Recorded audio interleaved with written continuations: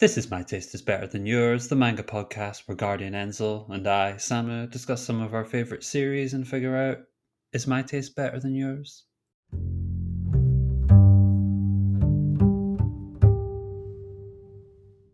Hello again, everybody. It's your old anime manga pal, Guardian Enzo, coming to you from steamy and hot and humid and abysmally awful, but still beautiful Kyoto, Japan. Let me just preface this by saying we are talking about the Kyoto Arc of Rurouni Kenshin, and I would encourage our listeners to do listen to both the Bleach episode, the Soul Society arc, and this Kenshin episode.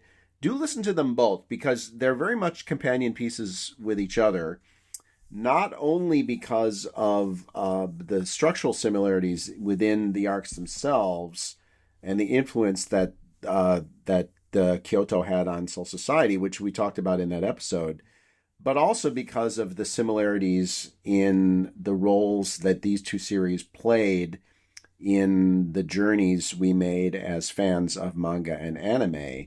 I think Rurouni Kenshin played a very similar role for me that Bleach played for Samu. And while I was older at the time, it all kind of revealed itself to me than he was. He was in his early teens when he discovered Bleach, and I was certainly in my 20s when I discovered Kenshin. But the overall role and the sequential point in our journey to being fans was very similar. And Rurouni Kenshin was probably the most formative series for me of any in terms of my establishing kind of my tastes and my preferences as an anime manga fan, certainly as a shonen fan. Fair to say, Samu, that Bleach fills that role for you? Yes, 100%. Anyone who's watched or listened to the last episode will know that as well. I'm not going to pretend otherwise. Very formative, very personal feelings for that series. Yeah. Yeah, so try to consume them together just for that reason and so that you can get an appreciation for how conscientiously I tried to be understanding and sympathetic to Samu's personal affection for Soul Society and for Bleach, and compare and contrast that with how he approaches Kyoto in this episode. How how so, nastily and evil I am. so let's talk a little bit about the Kyoto arc. Basically, Kenshin, who's more or less retreated from Kyoto and his past, which in Kyoto was very an unpleasant and dark past, running away from himself, I think it's fair to say. He winds up in Edo, but he winds up being recalled to Kyoto to deal with the threat of Shishio Makoto, who is his follow up in the Hitokiri manslayer role for the imperialists in the War of the Meiji Restoration. He was the one who followed Kenshin in that role. Has now risen as a threat to Japan. One of Kenshin's old rivals from the Shinsengumi, who are on opposite sides, comes and recruits him to team up and take down the threat of Shishio, because now it's all hands on deck to save Japan, basically. So off to Kyoto he goes. Many interesting people met along the way. His friends and loved ones from Edo follow him down there, despite him imploring them not to, because of course they will. And as with the Soul Society arc, an increasingly ramped up series of battles between badasses. And Kenshin is more grounded in reality than Bleach is. Certainly, that's fair to say. That's not a criticism of either series in any way, shape, or form, either implicit or explicit. It's simply a fact. However, there are some fanciful moments in Kenshin too, one of which is the epilogue of this arc itself, which we'll talk about. Kenshin himself, for those who don't know, not a specific real character, based loosely composite of a couple different Japanese historical figures, but not a real figure based on a real specific person, in the way, say, Musashi was in Vagabond, for example.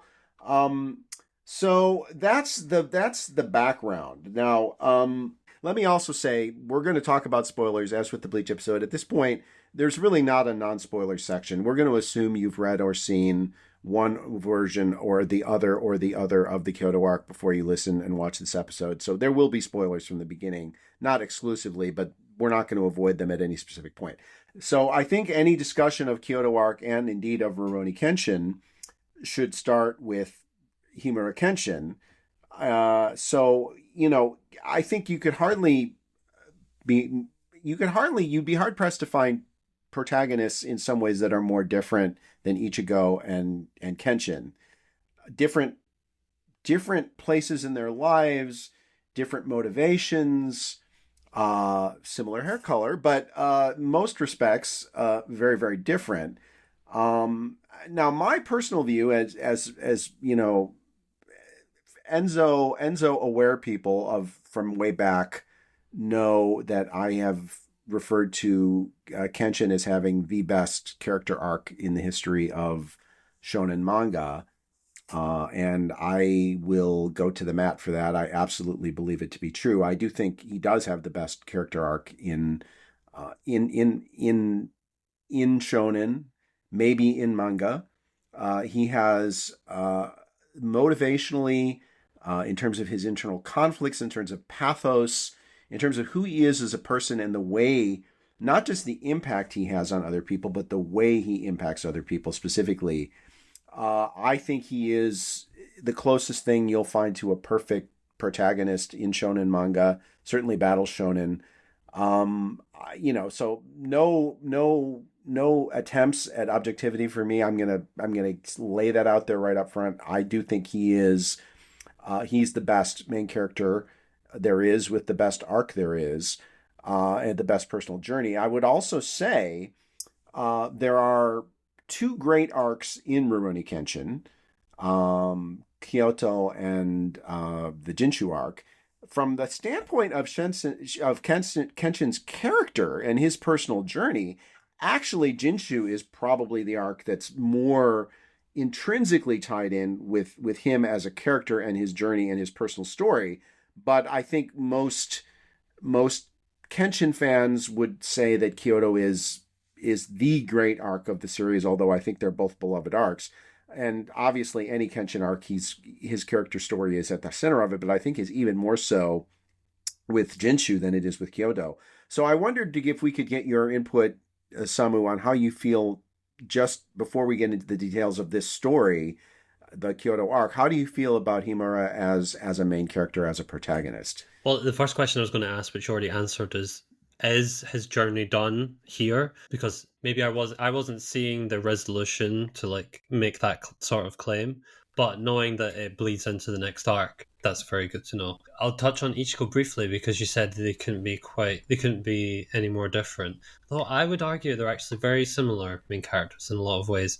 Different contexts, but Ichigo and Kenshin they're driven by shame and guilt of the past, of inaction. Very different, but I think also what you see in them in the present time, and again this bleeds more into the Arankar arc with Bleach, as like Kenshin, Ichigo will not kill someone.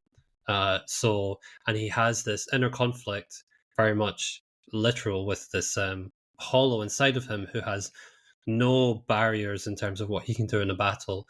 And you can see that in Kenshin when he comes back to the man he used to be, when that comes forth in those moments. So I actually do see some similarities with him and That's Ichigo. a good point. I give you that. That's a good point. Absolutely. So I in the same way that this and Soul Society are a good pair, maybe Jinshu and the Rankar arc will be a good pair, at least in terms of main character journeys and the focus they'll get in that regard. So yeah, I'm really curious to see how, at least in the main story of Kenshin, how his character arc resolves, because I kind of feel like I'm midway through the journey right now, You are. and I think it's very good.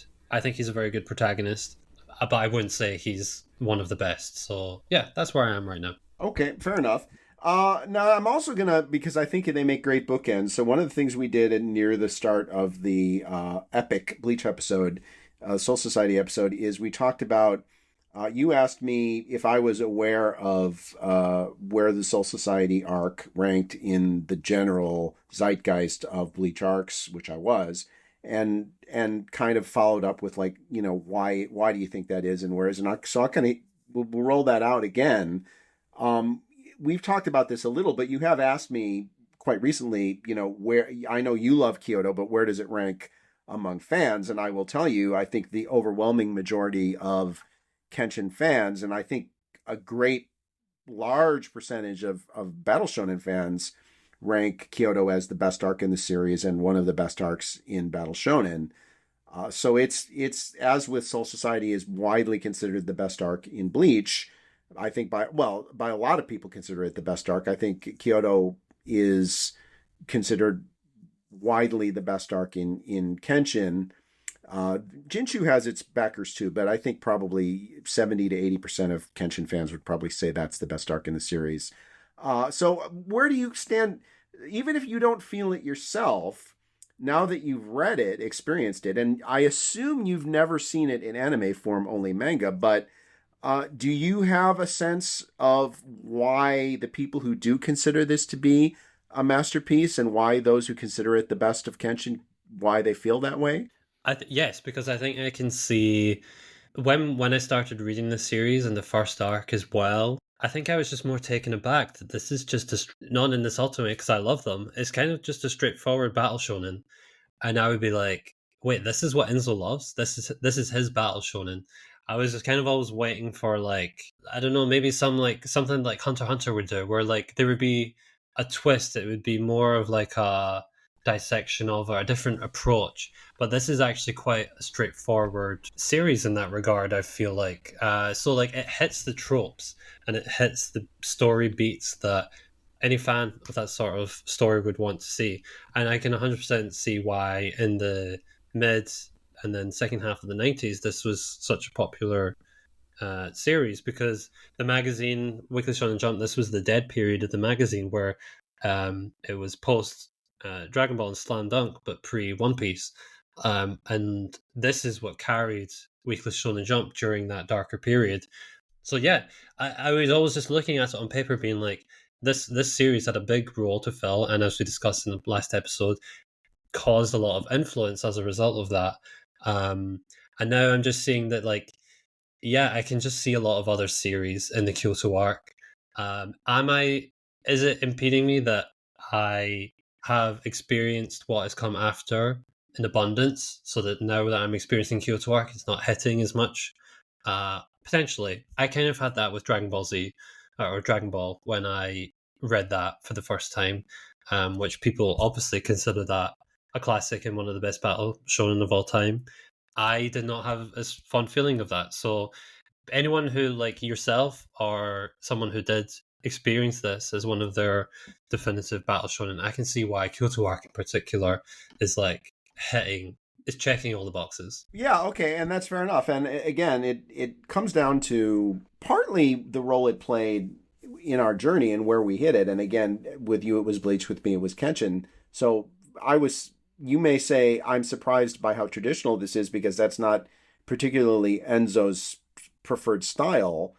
But on the other hand, this was the series that defined it for me in a lot of ways. So it's like everything else that came after it was sort of the imitation.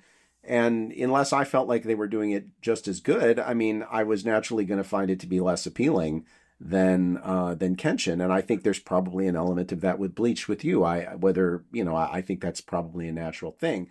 I would also say some of those beats you say it hits, some of those tropes, I would realistically say some of those it pioneered.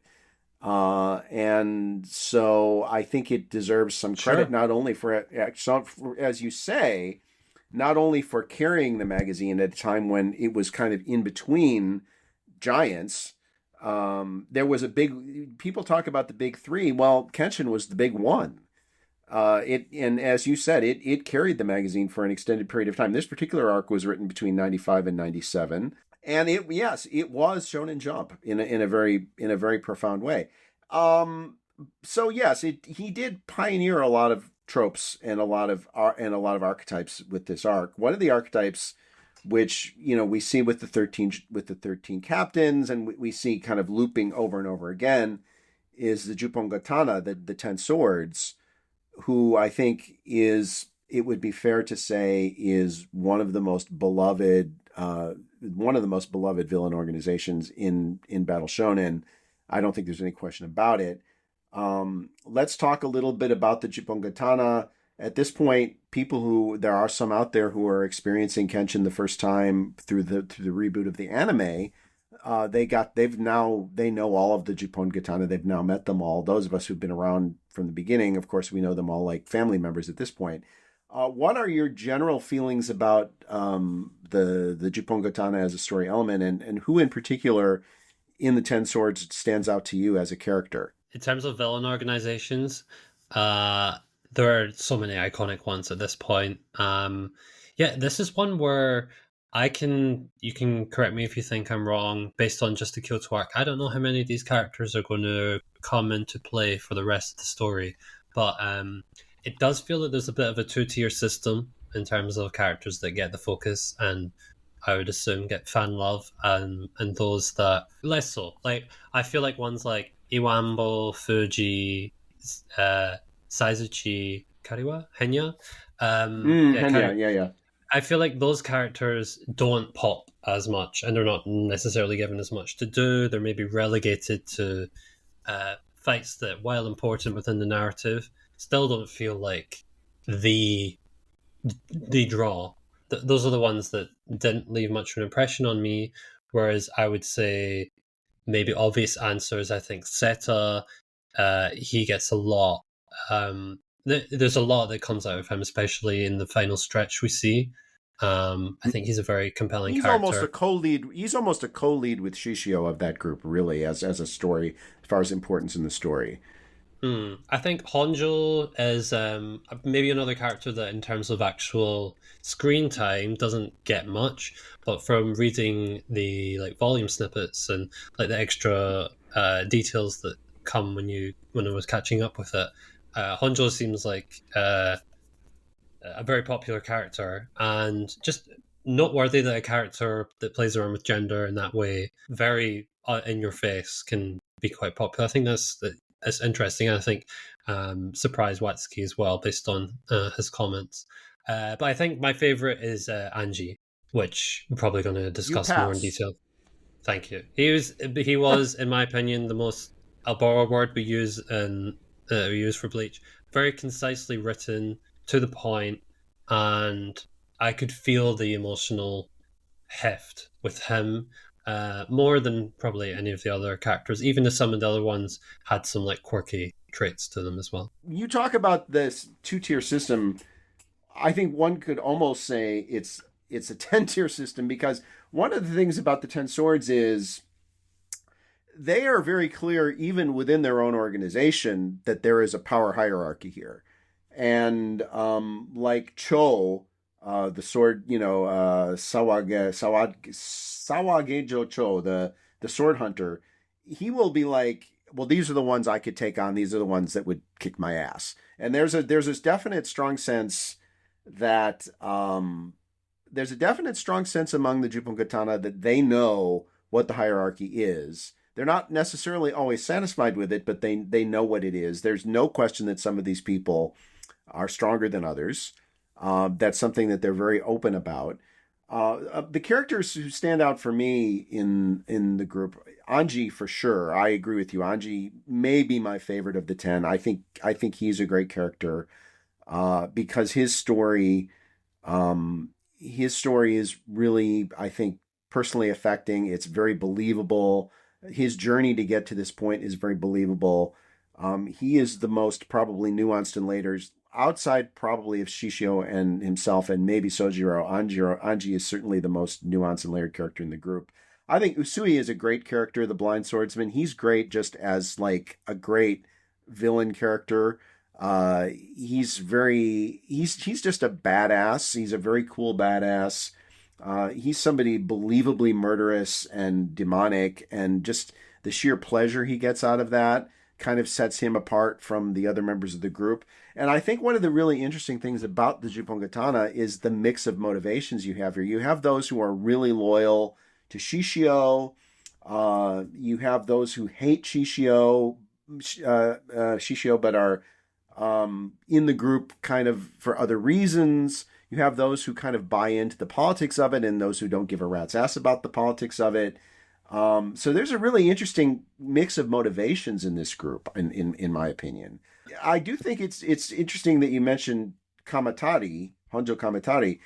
We didn't have a lot of, we're talking mid 90s here, we didn't have a lot of cross-dressing characters in Battle Shonen, certainly at that time, who were treated with a certain level of sensitivity. And I was wondering, I was going to ask you specifically, how do you feel about the way Watsuki depicted Kamatari? Did you feel like it was a respectful portrait, given the time and context of it, especially, or did you feel that was exploited in a bad way, or did you feel like that was kind of a forward-thinking representation of that character? I should probably say, like, as a gay man myself, I would probably lean more towards I'm slightly more kind towards depictions of the time of certain things than some people are. Everyone is entitled to their own measure of how things are offensive to them. I think there are things that could be offensive with Kamatari, and I think things are played for gags between, like, in terms of banter. Then you also have that it seemed like Kamatari was genuinely considered like uh like a threat to this sort almost like triangle of affection for Shishio in a Mm. legitimate way of being like, yeah, I'm not gonna let you win because you could actually win in this scenario. Just like the fact that Kamatari is included to that level, and Shishio himself, one upstanding guy, he would never judge or say anything bad about anyone. Um, is he himself wouldn't say anything particularly insulting, I don't believe either. So, yeah, it was like Kamatari's part of the gang and pretty upfront in the dynamic, and it's kind of just accepted. And I think, yeah, I think it's funny about Shishio. I think in many ways, I think he's kind of a very egalitarian guy. He doesn't care. He doesn't care what people's foibles are. He doesn't care what their background is. It's, are you useful? Are you strong? That's really all he cares about. And you get the feeling that he sort of like genuinely respects Kamatani, and doesn't care about any of the other stuff. That's just like it's kind of an interesting character trait, and that's all it is to him. It means nothing. Yeah. Um, Can I? I just wanted to yes, say it's please on. jump You in. touched it. You said his name as well. Cho. Cho. I'm just going to use this chance to say that I hate Cho. This is probably as negative as I'm going to be, if I'm honest Okay. about this arc. I think he has a really stupid character design. I think it completely takes me out. He's like goofy to a level with his giant ridiculous hair. Yeah, he is like considered the weakest. I don't. Some people take power levels really seriously when it comes to Battle Shonen. Doesn't Power level doesn't actually indicate how interesting a character can be, but I just found him extremely annoying. Like every time he came on, jarring and a visual level of like, this character design unsettles me. um, Okay. and Interesting. then and his character like quirk, even he was meant to be annoying to the people he was around. So I guess it was successful in that regard that I felt that as well. Again, I recommended Lucis Samurai because I saw the Matsui similarities in terms of aesthetic, and Matsui also has occasionally really ugly character designs that I don't like. And this was the case with Cho. So I don't know what your Okay. feeling of Cho is, but Mm. whenever I wasn't covering my eyes, whenever he was on the page, that's what I saw of him. Cho is most people are probably pretty neutral on Cho. I don't think Cho is like widely considered to be one of the more beloved characters. But I don't think most people hate him as much as you seem to. I think the fact of the matter is that he is kind of ridiculous looking, and the fact is the characters who interact with him point this out like frequently, that he's ridiculous looking. So it's like, yeah, well, mission accomplished. Um, I think I feel Cho serves a function here as to sort of represent the kind of the crass materialistic side of Shishio's movement, kind of the counterpoint to what Shishio tries to present as being a more idealistic thing. And so I think that's his main role, sort of from a thematic standpoint. And as you know, he's kind of taken out of the picture as an actual threat quite early in the in the arc, and he ends up being sort of an important figure, because once he's captured and goes to prison, he knows there's no going back for him. That he knows that Shishio would kill him if he had the chance, just to keep him silent, and he's proved himself unworthy by getting captured. So at that point, he's really got nothing to lose by kind of turning state's evidence, and which is basically what he does. So yeah, I kind of agree with you in his character flaws, but I just would kind of, my argument would be he's designed that way. He's supposed to be that way. So it doesn't bother me in that sense. He's not one of the more interesting characters in the arc. I will say that. But if all the characters were the most interesting characters in the arc, well, that would be impossible, wouldn't it? Some of them are going to be more, and some of them are going to be less. So I kind Yeah. of just view him as being one of the less. This might segue into what you're going to discuss next. I think, in the same way that you had some critiques and just your personal feelings on Kubo's approach to being an artist, I do Mm. have similar feelings with Watsuki when it comes down to like character designs. I think, like with Matsui, it just takes me out of the story. And Cho, at least thankfully, was kind of like a tangent. Whenever he was there, like it was that on of itself, and then you moved on. But I do think maybe one part that affected that negatively is Seijuro Hiko. Mm. I think he also has a really ridiculous design to me. His giant jacket. Um, Okay. I don't, Totally there was disagree some. there, but you're entitled. It's fact, yeah. That so in the same way where maybe you were feeling you weren't feeling the emotional connection in Bleach for some characters and things. I felt that I think with Seijuro and this his as a character, and then maybe that training. It didn't ruin it, but it definitely was like, oh, I wish I didn't have to look at this character looking like this while this serious stuff is happening. Which is that's a me thing. I don't have a problem with Hiko's character design. Um, so obviously, in terms of their role in the arc, their role in the story, certainly Hiko is a far more important character in the arc as a whole than Cho is. I don't think there's any question about that. So if in fact you have big problems with Hiko's character design, um, then I think it's probably fair to say he represents a bigger problem for you than Cho does, because he's just around a lot more and he's more Hmm. important.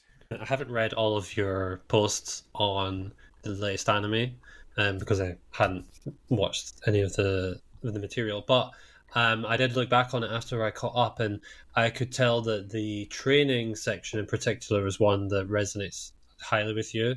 So maybe because at that point there was a disconnect with me, I'm just kind of curious to like hear, educate me, tell me why I'm wrong, what I missed out on in that segment that I think maybe I was kind of distracted to pick up all the Well, greatness. I think first of all, I think that I think you probably missed out on it mostly because you were so distracted by hating his character design that you probably were like, you, by your own admission, taken out of the story.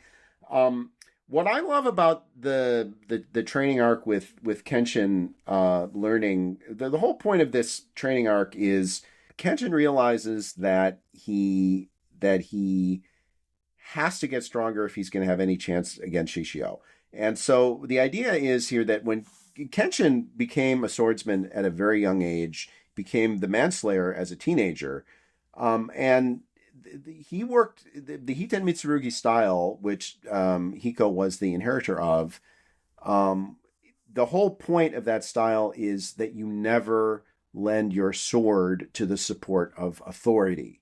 You never lend your sword to suppressing people. You never lend your sword to supporting the strong against the weak. And so, which I found to be a kind of a very profound and a very kind of a timely, interesting philosophical grounding for a sword school. And I thought that was very interesting. And what Kenshin did is he left when he was 15 years old. He left. He was supposed to take over. He was the only protege.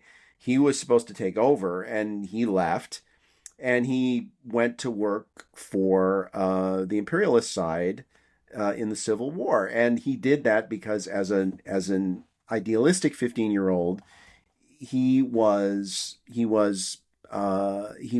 smitten. He was by what he saw as the injustice in the world and what he saw as the cruelty of the world, and he perceived something he realized later was an error, really, that one side of this was fighting for good and one side of it was fighting for evil. So he took the opinion as an idealistic kid. I can't sit this out. I have to support the side I think is fighting for good. Now, so once he did that, that was really the ultimate betrayal of Hiko and of Hiten Mitsurugi. What he came to realize over time, and this is something I think that Watsuki illustrates quite poignantly and profoundly many times throughout the series, is that basically these are just a bunch of people on both sides. Everyone who fought in that war thought they were fighting for the good side, and what Kenshin came to realize is that they were just using their political views as a justification for oppression and killing. And so he realized that he had a role in that, and which is really what set him off on this journey of personal redemption. And going back to Hiko, which is the only way he was going to learn to get stronger, he had to learn the secret moves of the sword style in order to get stronger. The only way he could do that was to go back and learn from Hiko. So for him to go back to Hiko after all the water that had gone under that bridge was a huge moment of humility for him, because he had really ultimately betrayed Hiko in the most personal way it would be possible for a student to betray his master. Because not only did he leave him personally, but he left the ideals of the school itself behind. So, and then the other side of it that I find to be really powerful, and I could go, for the full episode just talking about this little chunk of it that you raised, is ultimately, in order to master the final form, the ultimate form of Hiten Mitsurugi, what was necessary for it was for Kenshin to realize that he valued his own life. Kenshin had basically gone on his journey of redemption by devaluing himself, by devaluing the importance of his own life and saying, I'm just going to go around saving as many people as I can. I deserve to be dead for what I've done. And that was what was preventing him from learning the secret, the final techniques of the sword style. And the only way he was able to do it was when he came to realize that he actually did want to live, and in fact that he actually did deserve to live, which he learned because he realized the connections he had built with other people, like Kaoru and Yahiko principally. So I found that to be a very powerful message, and Hiko was intrinsic to that. So being someone who was not particularly bothered by Hiko's character design, I found all that to be like really, really deeply, deeply interesting, deeply subtle, and quite true to life. So that's my answer to that question that you raised.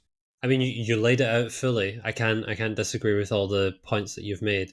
But in my experience with Battle Shonen and training montages and everything, when I was reading it, I didn't feel like I was experiencing anything particularly different than like an amalgamation of various other series. So it didn't stand out to me as like one of the highlights of the arc. I think there were other parts of the arc, particularly like the final 30 chapters, 20, 30 chapters. That's the more memorable section for me. Mhm. But yeah, I think this is a good training arc. But yeah, I just wanted to ask because I know that it was one of your favorite stretches, and maybe it is one of the favorite stretches for a lot of the other people. So maybe there's just a disconnect. And I think again, what sets it apart for me is that like so much of the series, it's Kenshin doing battle with himself more than anything else. Because you talked about this with Ichigo, in a sense, Kenshin views the Batosai as a distinct and separate person who's living inside him. And he's being asked to do things, as is Ichigo, that it seemed impossible for him to do without letting that person come back and take command. So having to fight Shishio, the strongest swordsman in Japan, theoretically, on any circumstances would be difficult, but to do it without embracing his killing instinct, without turning back his reverse blade, without letting the Batosai take command of the person again, that's the real challenge for him, is to do all that while remaining himself. And so that's where I think his character arc is quite powerful. But again, that's just my take on it. Let's talk about Shishio himself here and where he represents what he represents as a villain. And I'll kind of just preface it a little bit by saying I found that Shishio was a great villain because yes, he was strong. Yes, he was sinister, but he was not just doing this to be naughty. You know, he had an agenda. He had an idea, and he was something seductive about it. You could understand why people like Anji would get caught up, even if they disagreed with the methods. They would get caught up in what this guy was preaching. And the whole Tokyo arc, the whole Edo arc, was really set up to show us all the things that were wrong with this Japan, that the Kyoto arc would then segue into Shishio saying that Japan needs to be destroyed. And it's quite easy to understand how someone would feel that way after watching the Edo arc, quite frankly. And I think that it reminds me very much, or I should say the other way around, the most interesting villain in Boku no Hero Academia, Stain, the hero killer Stain, reminds me very much of Shishio in that he's someone who is not just going around because I want to do bad things because it's fun or any of that. He has a firm and solid conviction, Stain. Every time he sets about doing something, he has a firm and absolutely a resolute conviction that he's doing the right thing. And Shishio has a firm and resolute conviction that he's doing the right thing. And that's one of the things that makes him magnetic to the people that follow him. So I'm wondering what you're weigh in a little bit on Shishio as a character and what you think about him as the big bad. Yeah, I think Shishio was the thing of the arc which you needed him to carry it and be that imposing figure, and he definitely was that for me. The even from his introduction, as someone who I've already said, there's a few character designs that just don't work for me. Saw him and I was like, that's a really cool character. The presentation, like even just like the design of him is cool, but the presentation from the offset, you can just feel like the weight behind him that's going to come. And I believed it. I believed that this is going to be a really imposing figure. And he was. I think he was compelling as well because just like figuring out his morality, his agenda, which had been warped by his feelings of what people had done to him, obviously in the state that he was left in. Like you can't separate those things. Everything was so warped and combined and like became this like evil version of what could have been something, maybe you said, like more idealistic. So I think that was genuinely interesting. I think he was on the page, he was very engaging as well to watch from an artistic level, and also just his interactions as like magnetism with the other characters around him, why everyone was drawn to him in different ways, from people who wanted to kill him and they respected him, loved him. And I can also see why you see stain in him, because for the reasons you listed, but also Horikoshi must have been like influenced on like the physical characteristics and design as Yes, well. It's yes, very, very yes, apparent. yes. Yes. Absolutely, absolutely. Yeah, yeah. So I think that's a great way of putting it. I think you really sum it up well. Magnetism is what he has. Just the way he interacts with people, he is kind of a bro. He has a sense of humor. He has a sort of a wry, kind of a sardonic way of looking at things that are happening.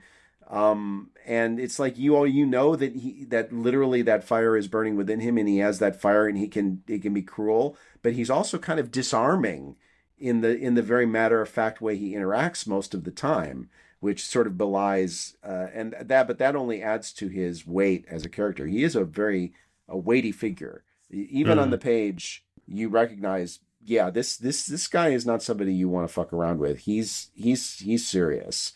Maybe the only thing Mm, that I don't know if it even is a flaw. It's just that it's the it's the framework of the arc itself, so it's kind of hard to separate that or like put that on Shishio. But Shishio had his plan and his agenda and how he was going to do these steps to reach his goal, and it kind of felt like every step along the way it kind of fumbled and failed. So then by the time you got to the final stretch, there was never a question in my mind of like, how is he going to pull this off? Like, I think maybe it did get to the point where I thought, okay, he's not actually a real threat anymore. He's lost everyone that's around him. He's kind of isolated, stuck in this place. He's surrounded. So yeah, on that level, I was like, maybe I don't believe that he has at that point in the story, the gravitas to pull off what he's saying. But at the same time, I think that also made for a compelling choice for his character, because then it puts him in this desperate position. You figure out that there's like a timing thing that he has to like work against. mm, So yeah, it's kind of a case of what impedes the like plot structure versus like what benefits him as a character. And I think right. probably it was the better decision that was made, which is like stick to things that make him more interesting, even if those decisions kind of remove that real threat by the very end. Well, here's a couple things I would add to that. If you look back at his downfalls, the stumbles you talk about along the way, every one of them goes back to arrogance as the cause of it, overconfidence, which I think is totally in character for him. The other thing I would say is there are those. This was never anything Watsuki officially acknowledged, but there are those who feel that Shishio knew all along, kind of figured, I'm going to die in the end here. This is going to end with me being isolated and me being killed, and I know it, but I'm going to go out the way I want to go out. And that he never really seriously expected he was going to successfully take over Japan. He was like, this is something that's worth fighting for. I believe that this, if I could pull this off, I could reshape this country in a way I think befits it. But it's probably going to end with me going out, but I'm going to go out in a literal blaze of glory, and I'm going to take as many of those mofos that screwed me over out in the process as I can. So there are people who believe that he kind of knew that almost from the beginning that was likely how it was going to end. But that's not something that Watsuki has ever affirmed or denied. I do think it's testament, though, that uncertainty as to what an interesting character he is. I also think it's interesting that he and Kenshin, as the only two people to have ever fulfilled this same role, they understand each other in a way that I think Shishio finds kind of amusing and Kenshin finds unsettling. And Kenshin realizes that it probably was not that unrealistic that he could have ended up going down the same path as Shishio did. And as you said, Shishio, maybe he could have gone down this more idealistic path. I think that's true, and I also think the converse is true. Kenshin could easily have wound up going down the Shishio path. It would not have taken a lot of things to happen differently for that to happen. So, kind of just a really interesting, bond between these two at kind of like the two poles of the story, Kenshin and Shishio, who have so much in common with each other in many ways. It's funny, Um, but you explaining that whole dynamic, that relationship, that is kind of the core relationship of something that happens later in Bleach, the arc after the next one that we're going to read, Mm. which I would also predict might be your favorite of the series. So yeah, it's just telling that that exact framing is something that again I think shows up in that series as well. Mm. All right, let's talk about the showdowns, the fights, because there's a lot of them. As with the Soul Society arc, it comes down to a lot of one-on-one showdowns, sometimes two-on-one, but a lot of one-on-one showdowns with badass to badass. So I'll let you go first here. What are some of your favorite of the fights among the many showdowns we get in the second half of the arc? Okay, I said Angie already, so I'm going to say Angie versus Sanosuke.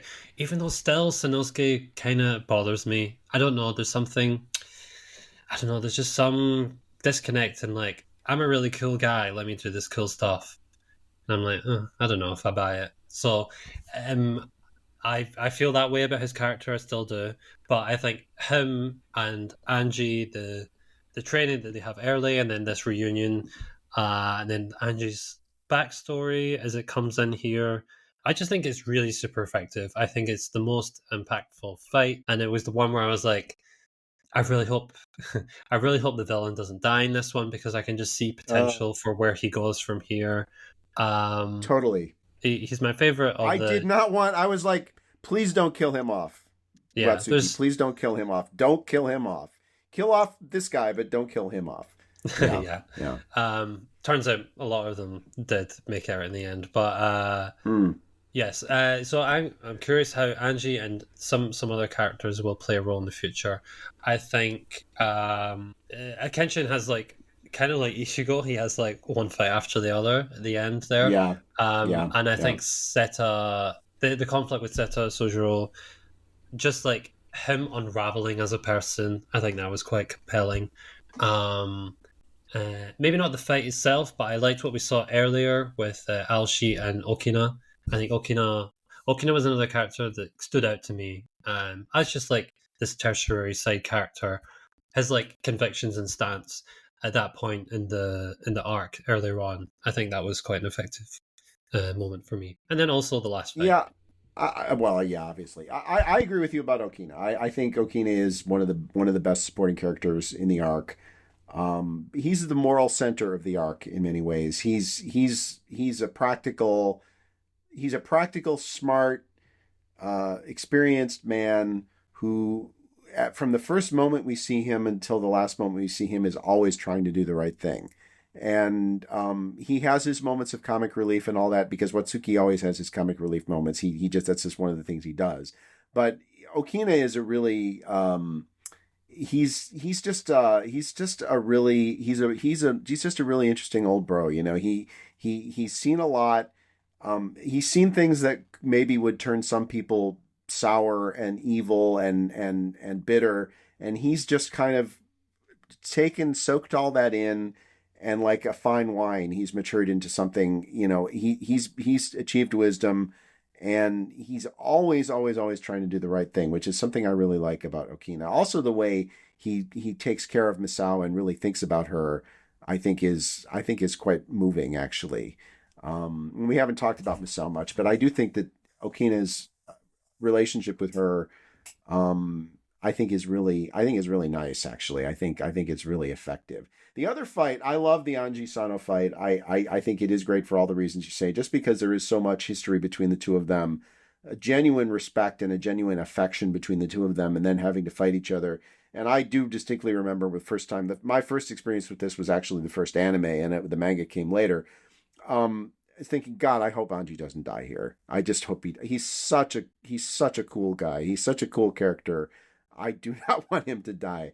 The other fight I really liked is Yahiko versus Henya, because Yahiko goes through this whole arc really of just working against the odds to try to establish himself as someone who's worthy of respect and being dismissed at every step of the way because he's a kid, which he is. He's a kid.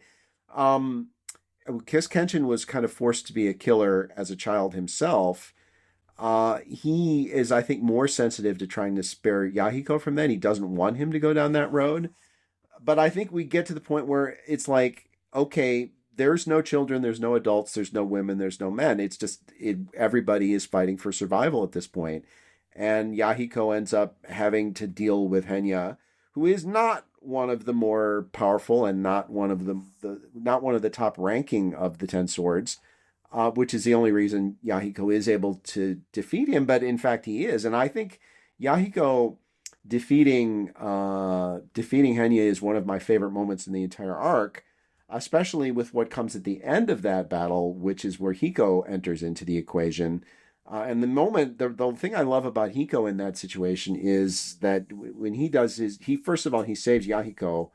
Oh, I wonder if that was intentional. He saves Yahiko from Fuji, and then he does something I think is incredibly symbolically interesting is he reverses his blade. And he emulates his student. And I just thought that was, I don't know, I really like that moment of Yahiko defeating Henya, then Hiko stepping in and saving him when Yahiko has nothing left. He's done. He's given everything in his tiny body and he's done. He's dead meat, but Hiko then steps in. He makes a joke about having gotten lost because Kenshin gave him bad directions, and then he sets about explaining to Fuji why he shouldn't die for this. He doesn't just step in and kill him. He makes a case to him about why he should actually, should live, and he ends up reversing his sword in emulation of Kenshin. So I thought that was a great sequence myself. I love that sequence. I don't know if you have any thoughts about that particular fight, but I really like that one.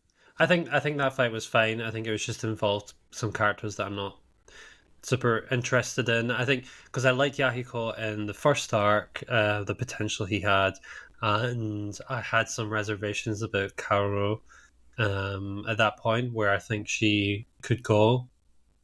I think just in the way everything worked out, Yahiko, he got that moment, but he didn't. He was kind of excluded from a lot of the main action, and Kaoru, I just don't know if I'm liking where her place is in the story. Absence makes the heart grow fonder, yada yada.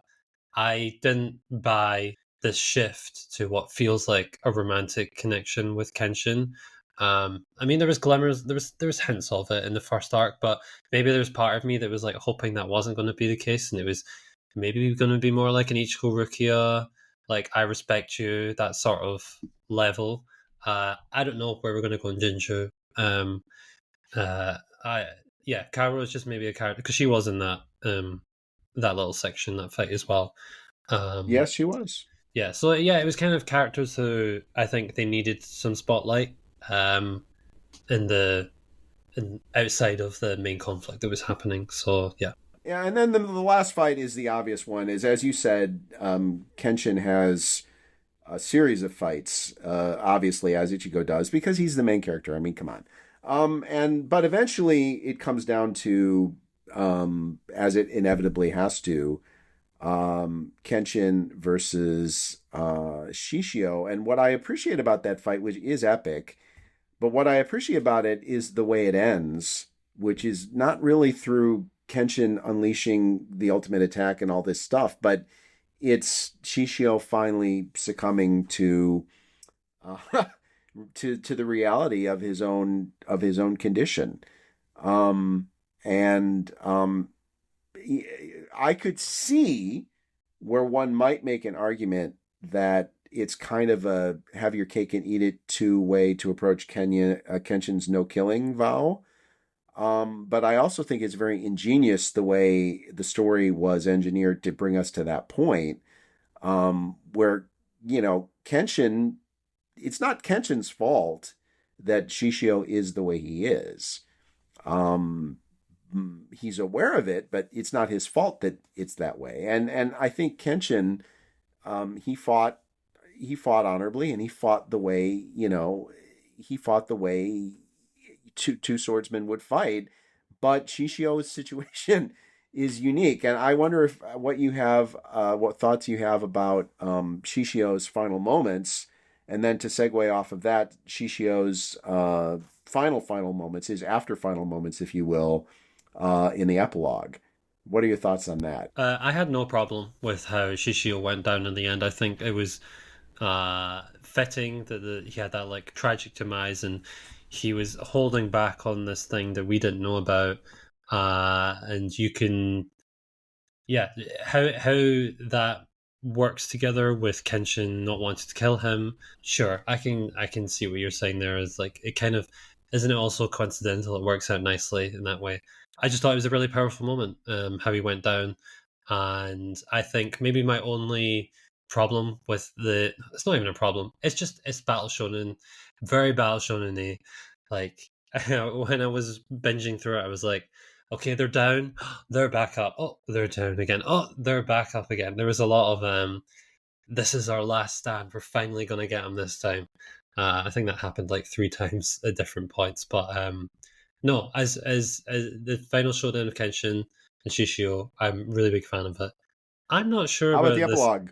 I'm not sure about that decision in the epilogue. But then again, I just think depictions of afterlife, whether meant to be taken literally, can just be bold. I'll say it can just it's bold. It's a bold choice. Didn't hate it, but I was just like, huh. I did not think. I thought we'd saw the last of him.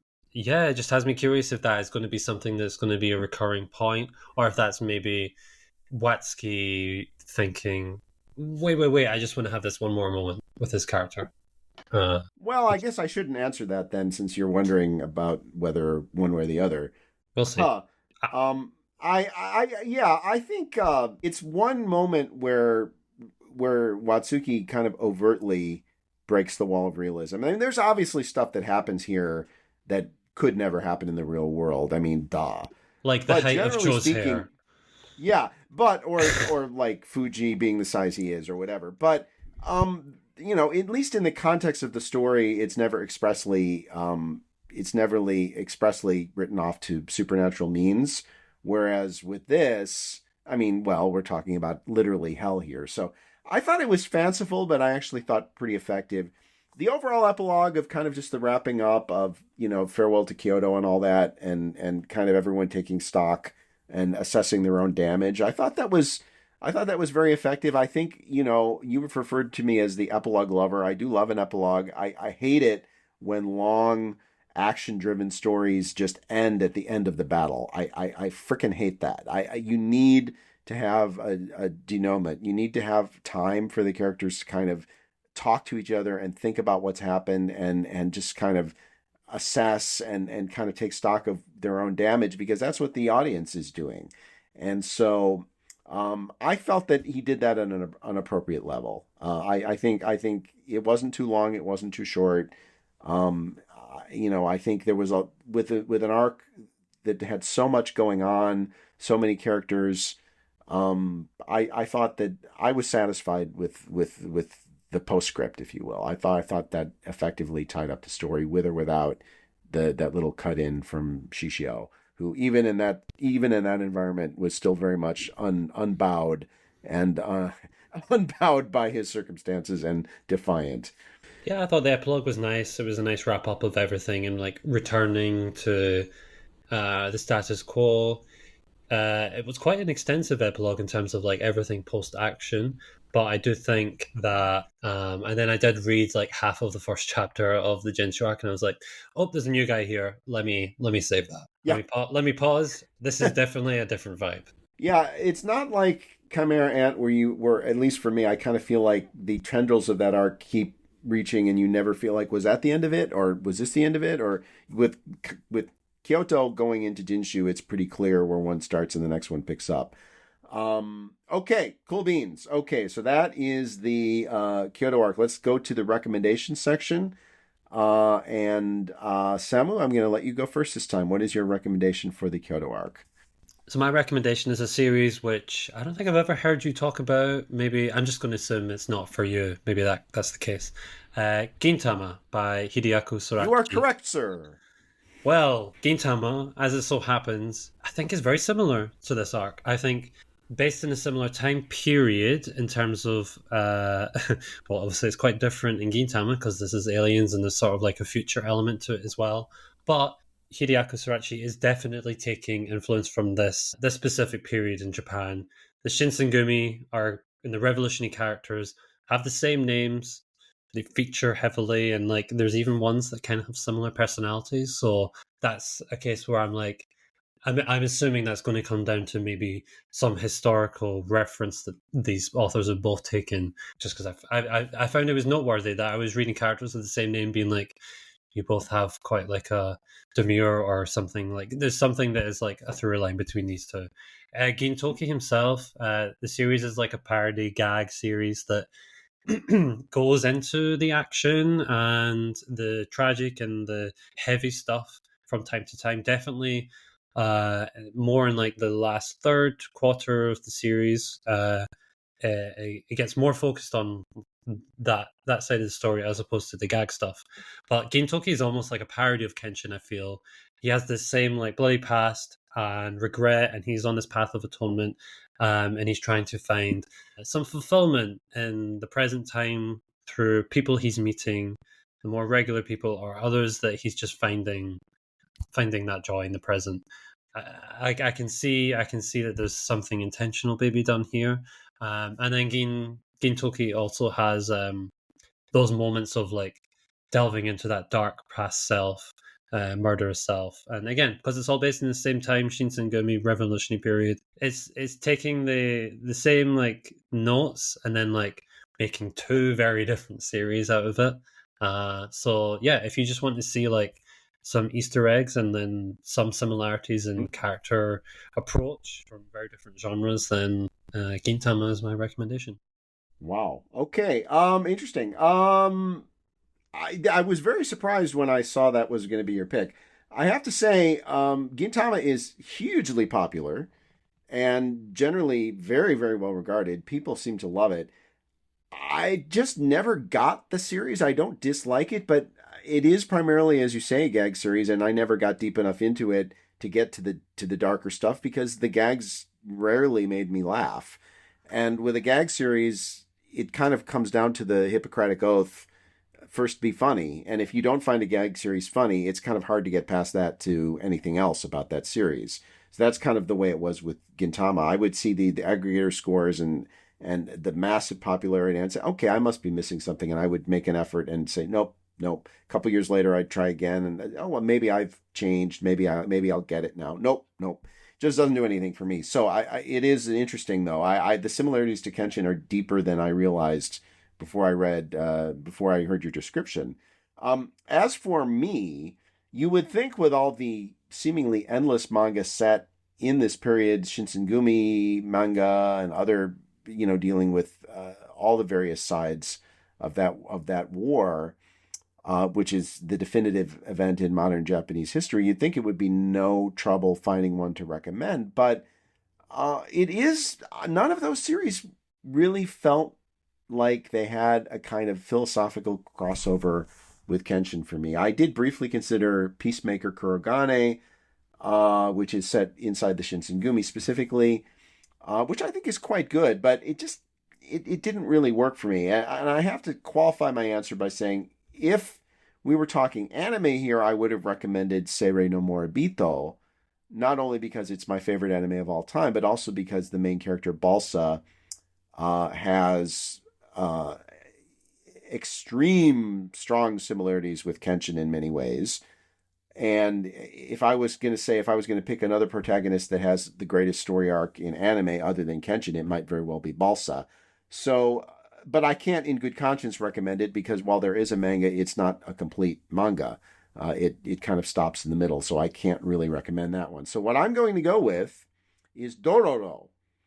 Now, Dororo is an interesting one in that there have been several manga versions and a couple of anime versions. And of course, the reason there's so many versions of it is because the original is by none other than Osamu Tezuka, the father of modern anime, the father of anime, period, the most legendary mangaka of all time.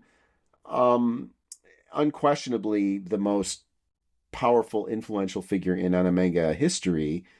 And if you're going to take this series on, I personally think the anime version that was directed by Furuhashi, who directed the first Rurouni Kenshin series, actually is probably the best way to experience Dororo because it completes the story. And while the Tezuka manga is great, and that's what I'm recommending here specifically, the only flaw with it is he never finished it. So you have to accept that he doesn't give that series an ending. But thematically speaking, I see a lot of crossover between Dororo and Rurouni Kenshin. It really, really rails against the tendency of society to take advantage of and to be cruel to those who lack power, to those who are weak, to those who have bad luck. That the basically the parasitic, basically society power at a parasitic as a parasitic entity, which thrives on the life force of the unfortunate and the less powerful. And I think that that's a total commonality between Dororo and Rurouni Kenshin. There are some differences too, obviously, but um, even though Tetsuka's version of it, even though he never finished it, I can still recommend it as a manga. It's absolutely worth reading. I do think it has a lot of crossover with Kenshin. But with Dororo, if you go for it, go for the anime too, because the anime does give the story an ending, and I think quite a good one. And it's directed by the same guy who directed the first Rurouni Kenshin anime, so there you go. And now we come to the climactic moment where hearts are ripped from chests and stomped on hardwood floors, where we give a score to our story. So as you did with your beloved Bleach Soul Society arc, I'm going to let you go first. And I have the feeling you've kind of been setting me up here, actually, and kind of playing a little bit of possum on this. But I'm going to let you jump in. Give your score, please. Please give me your score for the Kyoto arc of Rurouni Kenshin Samu. Okay. Drum roll, please. Drum roll, please. So in the previous episode, I gave the Tokyo arc 72. You gave the Agent of the Shinigami arc in Bleach 70. You gave Soul Society 80. So I'm going to continue the 2-point difference, and I'll give this arc a 78. Okay. So there are some parts, mainly I think at this point, just a stylistic, artistic choice, that sort of level where I'm just at a disconnect with Watsuki. I think Shishio was definitely what brought me in, and some of the Juppongatana characters as well. I was left a little disappointed with where some of the main cast from the previous arc, where they're at, where their involvement, the like depth of their involvement within this arc. And I'm seeing more to Kenshin, but I've yet to be fully won over in the way that you love him as much as you do. So yes, in the same way that you said with Soul Society is definitely improvement, I think this is definitely improvement with Tokyo Arc. Yeah, that's around the level I'm at, around 78. I'll swallow hard and move on from that. So here's my deal. And it's gonna sound like I'm copying you because if your folks have watched the Bleach episode first and are now watching this one, it's gonna sound like I'm copying what Samu said about that arc, but it's a simple fact. Chimera Ant is for me, objectively, in my opinion, the greatest arc in Shonen. It is the one I rank as the best arc in Shonen, and I gave it a 97.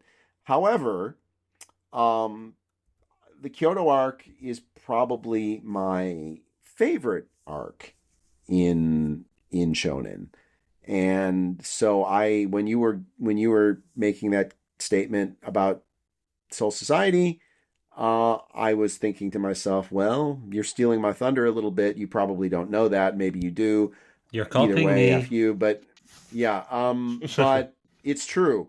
Chimera is the best, in my opinion. If I'm going to stand back and say objectively what's the best arc in Shonen, it's Chimera Ant. My favorite, and I would also qualify it by saying I think the most perfect arc in Battle Shonen is the Kyoto arc, because I think it achieves almost everything it sets out to do with almost no missteps. There are more missteps in Chimera Ant, but Chimera Ant is much more ambitious, narratively speaking, structurally. So, I'm gonna give this the same score I gave Chimera Ant, which is the highest score I've ever given any shonen section, arc, or series, which is 97. I've never given anything on the show 100. I don't think I ever would. And let me put it this way: the manga I will give 100 to, I've not yet read. I think it is. Yes, it formed me. It shaped me. It made me. It made me the fan I am today in many respects. But as I tried to separate my subjective and objective sides when giving an 80 to Soul Society, in saying I think I can see a couple point difference where that one fit maybe didn't fit me as well as it would fit some people. I think maybe Kyoto fits me better than it would fit some people, and I could see where maybe someone might go a couple points lower based on that. For me, it's a 97. So there you go. And I find in the end that we're not that different. You know, there was a 20-point difference on Soul Society. There's a 19-point difference on Kyoto. So honestly, in the final analysis, it ain't that different. You know, I never expected you to go into Kenshin and hate it, and you don't. No. I don't think you ever expected me to hate Bleach. I certainly don't. And Bleach made you. Kenshin made me, and I don't think either one of us would change that given a choice. I'm perfectly happy with that. And as always, Samu, thank you very much for your participation. It was great sharing this with you. Thank you, thank you. I'm looking forward to the Jinshu arc. I just have this feeling. I know that the very small portion of it was adapted, and just what I've gathered from other people, and I know that you say that Kyoto arc has been generally more favored. You know, when you just have a feeling, you're like, I just think this might be my favorite. This might work more, even though you have nothing really to base it off of. I just have this. That's my feeling. And my feeling is, having gotten to know your tastes, I suspect that that's probably true. I think that as well. So thank you very much for tuning in. As always, like, comment, and subscribe. It's sincerely appreciated. And more than ever, with the temperature hitting 37 degrees in Kyoto tomorrow, I'm going to urge you, as I always do, stay chilly.